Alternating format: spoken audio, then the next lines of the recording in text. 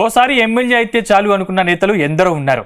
ఆ ఎమ్మెల్యే పదవిని దశాబ్దాలుగా కొనసాగించాలనుకునేవారు మరికొందరు. కానీ ఓ ఎమ్మెల్యే మాత్రం తాను శాశ్వతంగా ఎమ్మెల్యేగా ఉండిపోవాలని భావిస్తున్నారా? అందుకే రాష్ట్రంలో ఏ ఎమ్మెల్యే చేయని విధంగా అభివృద్ధిని పరుగులు పెట్టిస్తూ ముందుకు వెళ్తున్నారా?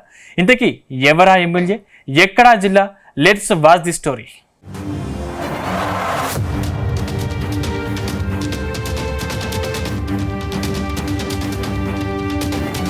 శ్రీ పొట్టి శ్రీరాములు జిల్లాలోని నెల్లూరు రూరల్ ఎమ్మెల్యే కోటంరెడ్డి శ్రీధర్ రెడ్డి పేరు తెలియని వారుండరు.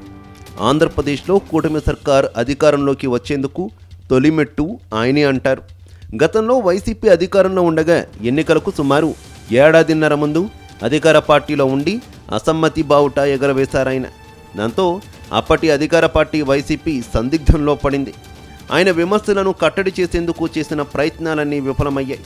ఎట్టకేలకు పార్టీ ఫిరాయించడంతో పార్టీ ఫిరాయింపు చట్టం కింద చర్యలు తీసుకోవాలని, అనర్హత వేటు వేయాలని కూడా అప్పటి అధికార పార్టీ స్పీకర్కు లేఖలు అందించింది. చర్యలు తీసుకునేలోపే ఎన్నికలొచ్చాయి. దాంతో తెలుగుదేశంలో చేరిపోయినటువంటి కోటంరెడ్డి శ్రీధర్ రెడ్డి నెల్లూరు రూరల్ నుంచి టీడీపీ ఎమ్మెల్యేగా విజయ ఢంకా మోగించారు.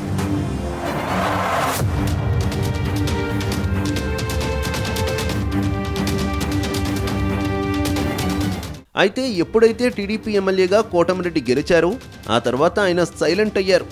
ఎన్నికల వరకే రాజకీయాలు, ఆ తర్వాత అభివృద్ధి తన ఎజెండా అంటూ ముందుకు సాగుతున్నారు. అటు నియోజకవర్గంలో కార్యకర్తలను ఆప్యాయంగా పలకరించడం, ప్రజలకు అవసరమైన సౌకర్యాల కల్పనకు ఆలోచించడమే ఆయన అస్త్రాలుగా చేసుకున్నారు. ఈ క్రమంలోనే అభివృద్ధి పనులకు అధిక ప్రాధాన్యత ఇస్తున్న ఆయన దేశంలో మొట్టమొదటిసారిగా రికార్డు సాధించారు. ఏ ఎమ్మెల్యే చేయని విధంగా మొదటిసారిగా ఒక్కరోజులో 105 పనులకు శంకుస్థాపనలు చేశారు.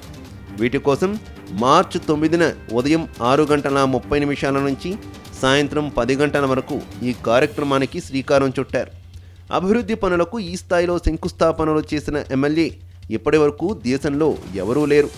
అలాంటి అరుదైన రికార్డును తన ఖాతాలో వేసుకోవడానికి సమన్వయంతో ముందుకు సాగారు కోటంరెడ్డి శ్రీధర్ రెడ్డి.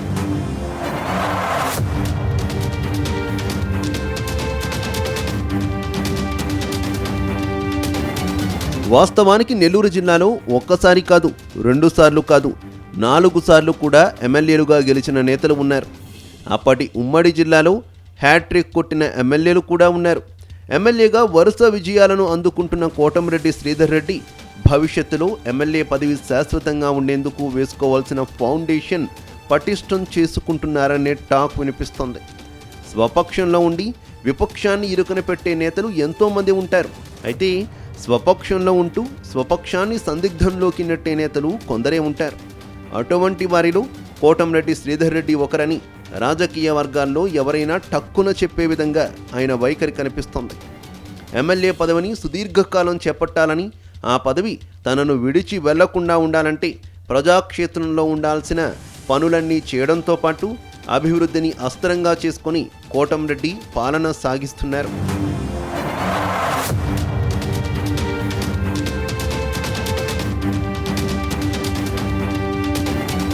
అందుకే గత ప్రభుత్వంలో అధికారుల తీరుపై తీవ్ర విమర్శలు చేసిన కోటంరెడ్డి శ్రీధర్ రెడ్డి ఇప్పుడు వారందరి చేత పనులు చేయించుకోవడంలో సఫలమవుతున్నారు.